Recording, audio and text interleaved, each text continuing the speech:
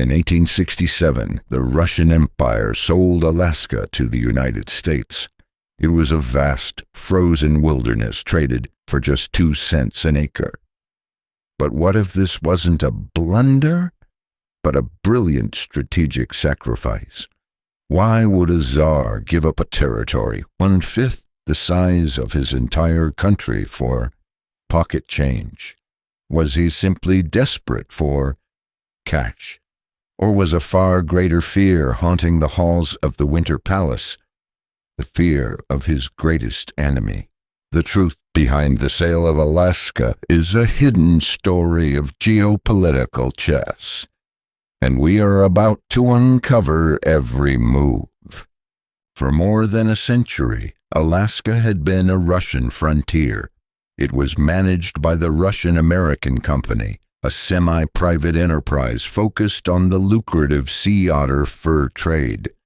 But by the mid-19th century, the otters were nearly gone. And so was the profit.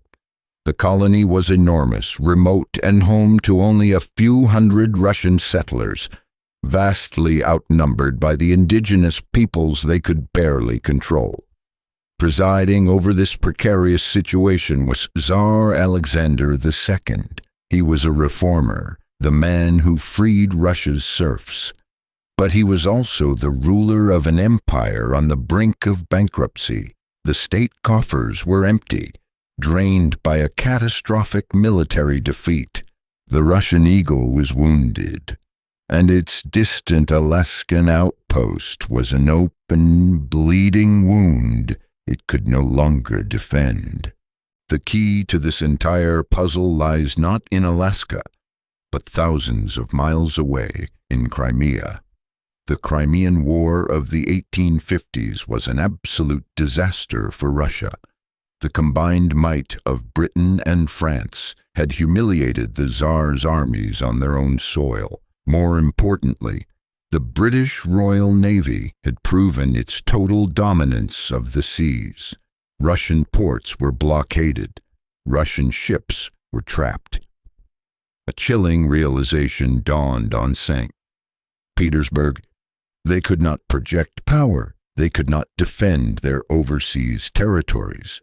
And Alaska was the most vulnerable territory of all. It sat right next to British Canada, a perfect undefended target for the Royal Navy. The fear wasn't just losing Alaska.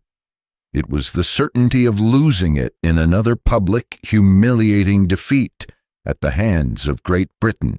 Better to sell the land and control the narrative than to have it seized in an act of war. It was preemptive surrender disguised as a business deal. Then there was the human equation, a demographic time bomb. Russia's hold on the territory was a fantasy.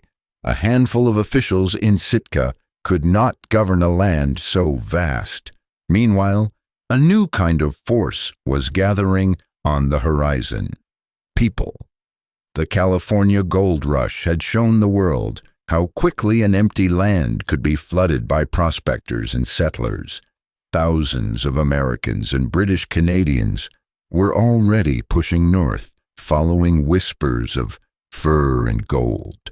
Russia had no way to stop them. It couldn't populate the territory with its own people, and it couldn't police the borders. Sooner or later, the land would be overrun, and Russia would lose control on the ground, regardless of what any treaty said. The territory was becoming ungovernable from 6,000 miles away. The decision was no longer if they would lose Alaska, but to whom. This reveals the final secret pillar of the decision, the grand geopolitical gambit. If Alaska was destined to be lost, it absolutely could not fall into British hands. London was the Tsar's great rival, the global competitor that had just shamed him in Crimea. Allowing Britain to annex Alaska would create an unbroken British coastline from California to the Arctic. A strategic nightmare for Russia. But there was another power in North America, a nation Russia considered a friend. the United States. During the American Civil War, Russia had been one of the few European powers to support the Union, even sending warships to New York and San Francisco as a sign of solidarity against Britain and France. The two nations were allies of convenience against a common rival. So the plan became clear and brilliant. Sell Alaska to the Americans. This single move would solve every problem at once. It would cash out a worthless, indefensible asset before it was taken by force. It would deny a massive strategic prize to the British Empire. And most importantly, it would plant a powerful American presence right on Britain's flank, creating a permanent buffer and no geopolitical counterweight in the North Pacific. The $7.2 million wasn't the point. It was a token. The real price was paid by Great Britain, who suddenly found itself sandwiched by a growing, ambitious republic. So, was this the foolish act of a Tsar who didn't know about the gold and oil beneath the ice? That is the simple story we tell ourselves. The truth is far more complex. They knew the loss was inevitable, and they chose to weaponize that loss against their enemy. The sale of Alaska was not an act of folly. It was a cold, calculated masterpiece of strategic retreat.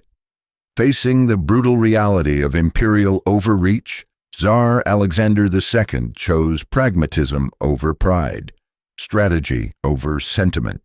He traded a piece of land he could not hold to checkmate the British Empire on the global chessboard. In doing so, he reshaped the destiny of North America, paving the way for the United States to become a Pacific and Arctic power. It was one of the most lopsided real estate deals in history. And yet, in the shadows of global politics, both sides got exactly what they wanted. It leaves us with a stark and timeless question. What is the true price of an empire? Subscribe for more truths hidden behind the history you thought you knew.